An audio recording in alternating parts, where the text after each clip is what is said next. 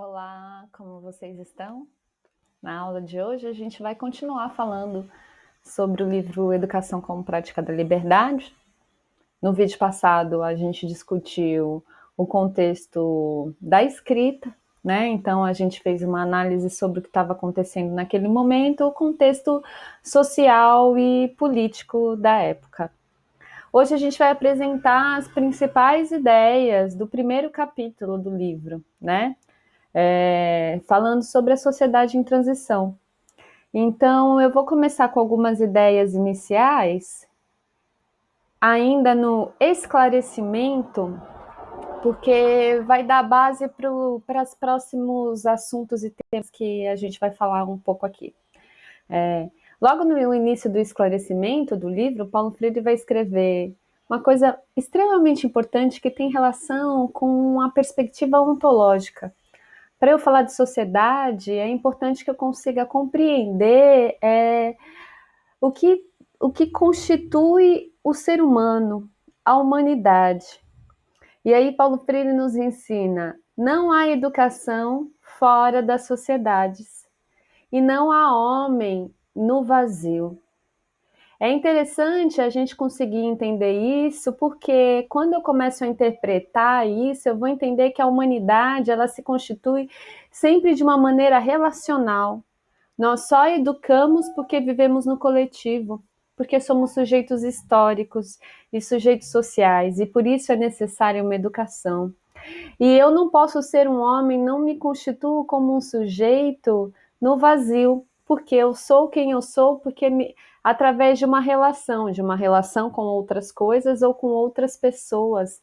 Isso se dá por meio do entendimento do outro, do mundo, né? Eu não consigo pensar em me constituir a minha identidade solitariamente, porque eu constituo a minha identidade pelo que o outro tem, ou pelo que o outro não tem, ou que eu não tenho e o outro tem. Isso se dá sempre numa maneira relacional. Para a gente poder entender um pouquinho melhor isso, a gente vai estudar a sociedade em transição, que é o primeiro capítulo mesmo da obra. E para ele começar a falar de sociedade, ele vai começar a falar dessa perspectiva ontológica, né? Do que é o homem e a mulher.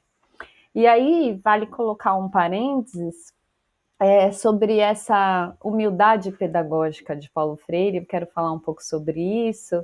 Já havia comentado no vídeo anterior e quero reafirmar isso.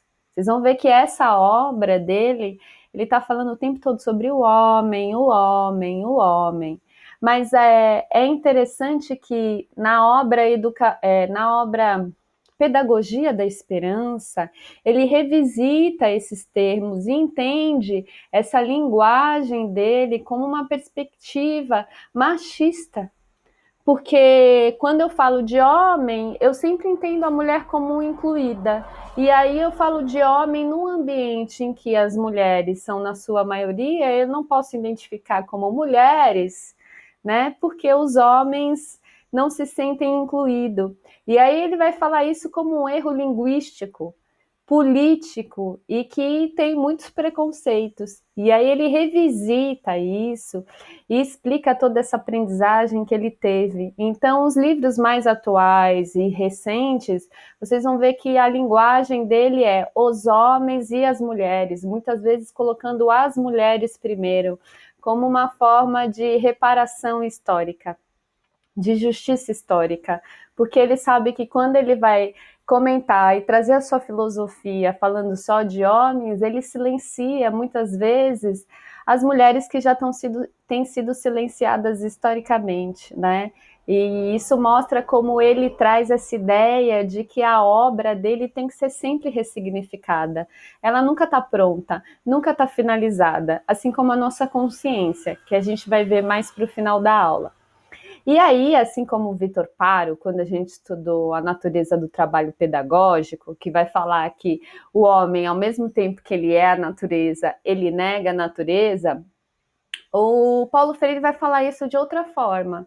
O homem, ele está no mundo e ele também está com o mundo, ou seja, ele transforma o mundo. Ele vai falar uma afirmação incrível, que é o homem existe no tempo, que o tempo dele não é só o natural, como dos animais, dos gatos, dos cachorros, das formigas, né? Mas se dá de uma maneira diferente, porque o homem e a mulher, eles estão dentro do tempo, estão fora, eles herdam, eles incorporam e modificam. A gente vai transformando, a gente pode pensar num animal. Esse animal, ele vai viver as suas necessidades do mesmo jeito.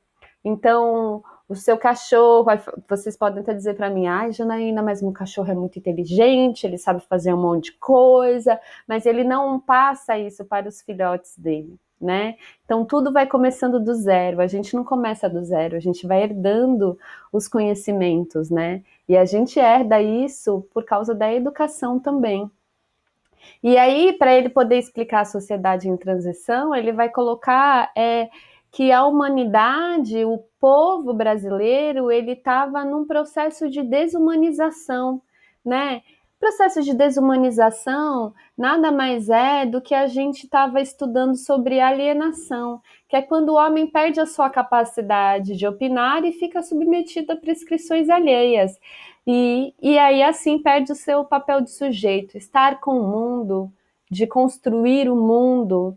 E aí ele usa uns termos bem interessantes que vocês vão ver na continuidade das suas obras, né? O homem como espectador, domesticado, coisificado.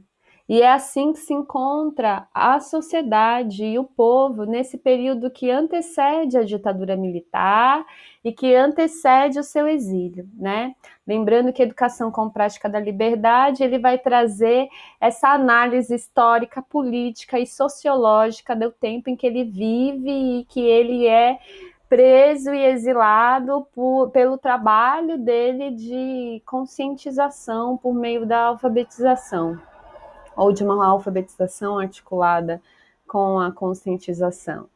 E aí é nesse contexto de um povo coisificado, alienado, domesticado, que a gente entra numa sociedade de transição. E a sociedade, ela estava fechada. Se a gente retomar algumas aulas anteriores, ainda presenciais, quando a gente fez a linha do tempo e a gente entendeu a formação do Estado brasileiro, a gente vai entender que o Brasil, historicamente, ele vem de vários processos de revoluções passivas, né, que não tem a participação do povo.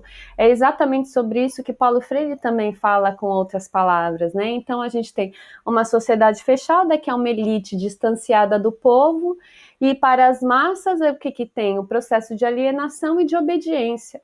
Nesse período que antecede a ditadura militar, uma vida urbana precária e alarmantes índices de analfabetismo. Vale lembrar que nessa época, quem era analfabeto não podia votar.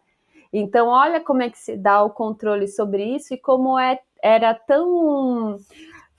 Por isso que Paulo Freire foi preso, porque imagina se ele trabalhando a conscientização e alfabetizando as pessoas e dando um poder para elas de voto, um poder que é fundamental na democracia, né?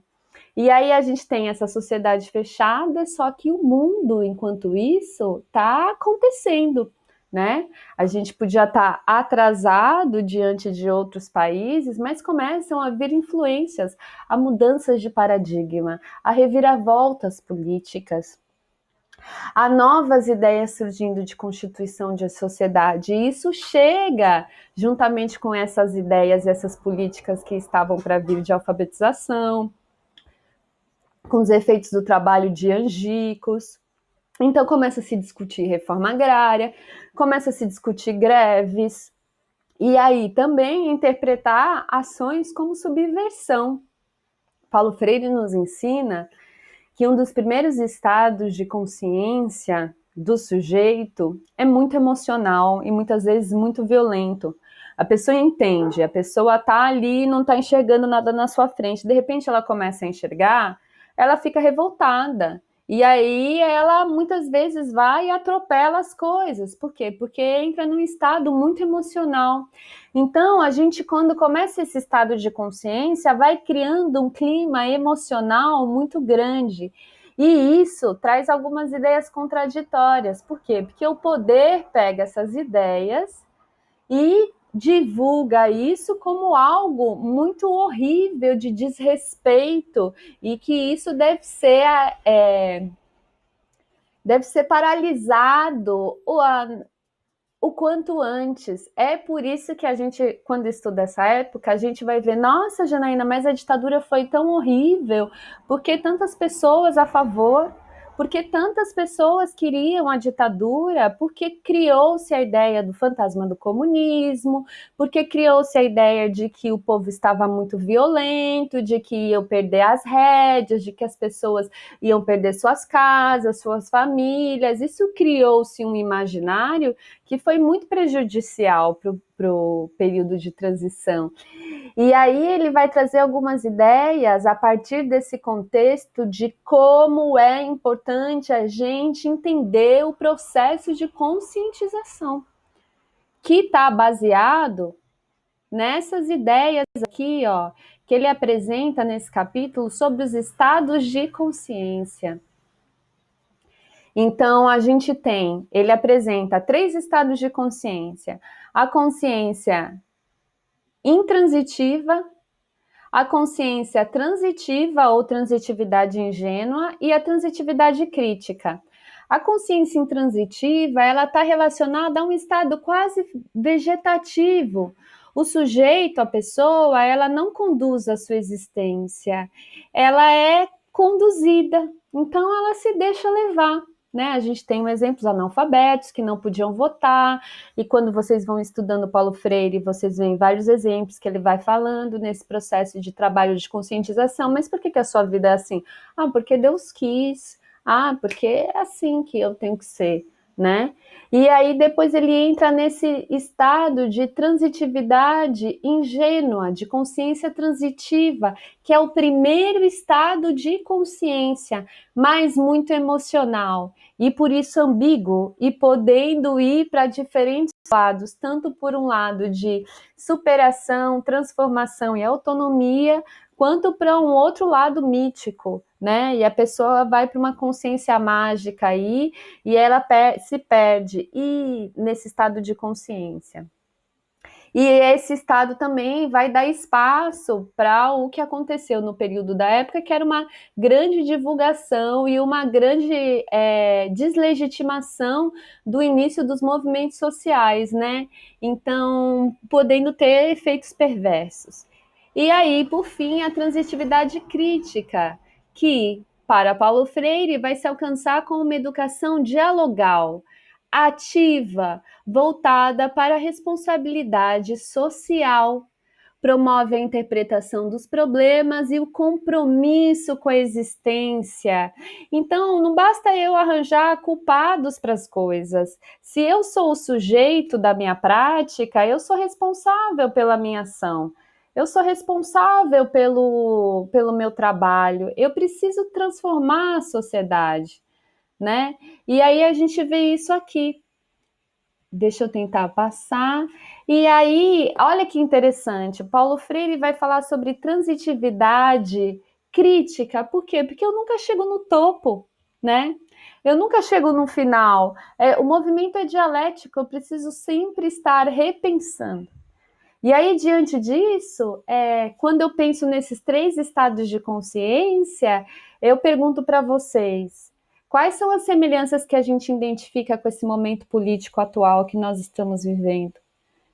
E trago mais um outro questionamento. Qual estado de consciência a nossa sociedade se encontra? Como é que a gente pode fazer isso para transformar essa sociedade? Para que a gente chegue numa transitividade crítica. Pensem sobre isso, leiam a obra, me mandem dúvidas, me mandem devolutivas, me mandem críticas, porque a ideia está sempre melhorando para a gente poder apresentar uma aula cada vez melhor e mais próxima. E é isso, minha gente. Espero que vocês gostem e vamos encaminhando e vamos estudando Paulo Freire.